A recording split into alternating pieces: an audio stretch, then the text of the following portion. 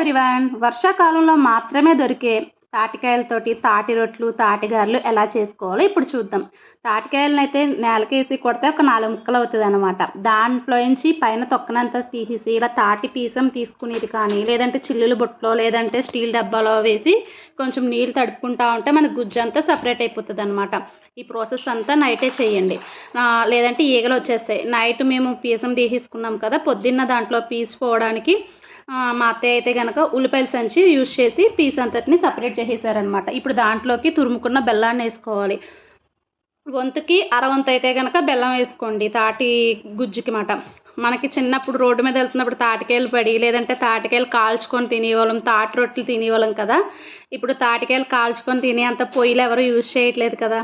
అలాగే ఇందులోకి రవ్వ ఇంత అంత యాడ్ చేసుకోవాలని అయితే కనుక ఉండదనమాట. మనకి గారి కన్సిస్టెన్సీ వచ్చేంత వరకు మనం పిండిని అనేది యాడ్ చేసుకోవాలి. మాకైతే ఇంచుమించు కేజీ తాటి పీసం ఉంటే దాంట్లోకి 1/2 కేజీ తురుముకున్న బెల్లం, అలాగే మేము గిన్నె చూపించాను కదా, దాంతో 1.5 గిన్నె అయితే కనుక మాకు రవ్వ పడిందనమాట. రవ్వ బాగా కలుపుకున్న తర్వాత ఒక గంట అరగంట అయినా పక్కకు పెట్టుకోవాలి. గారి కన్సిస్టెన్సీ వస్తుందా లేదా అని చూసుకోవాలి. ఇదంతా నైట్ చేసుకుంటేనే బెస్ట్. ఎందుకంటే పొద్దున ఈగల్ని తోలలేమన్నమాట, అన్ని ఈగలు వచ్చేస్తాయి.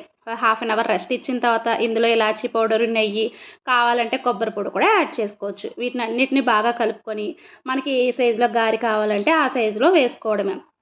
మీడియం ఫ్లేమ్లో మనం మంటను పెట్టుకొని కాల్చుకుంటే నిదానంగా ఉడుకుతుంది అనమాట. హై ఫ్లేమ్లో పెడితే లోపల ఉడకంటే పైన కలర్ అనేది చేంజ్ అయిపోతుంది. అలాగే మీడియం ఫ్లేమ్లో కొంచెం బాగా కలర్ చేంజ్ అయ్యేంత వరకు ఉంచుకుంటే, నిల్వ ఉండాలి అనుకున్న వాళ్ళు మాత్రం అలా ఉంచుకోండి. లేదు ఇమీడియట్గా అయిపోతుంది తినేస్తాం అన్న వాళ్ళు మాత్రం కొంచెం గోల్డెన్ కలర్ లాగానే తీసుకోండి. ఇంతే, మనం గారెలన్నిటిని ఇలాగ వేసుకోవడమే. నెక్స్ట్ టైం రొట్టె వేయడం ఎలాగన్నది చూపిస్తాను.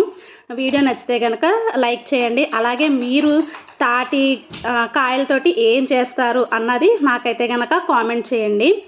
మేమైతే తాటికాయలను ఉత్తిగా కూడా తినేవాళ్ళం. నాకు అది కూడా గుర్తుంది. అంటే కాల్చేసినవి ఉంటాయి కదా, అలాగా. వీడియో నచ్చితే కనుక లైక్ చేయండి. ఇంతేనండి, తాటికాయలు ready. Please like, share, subscribe.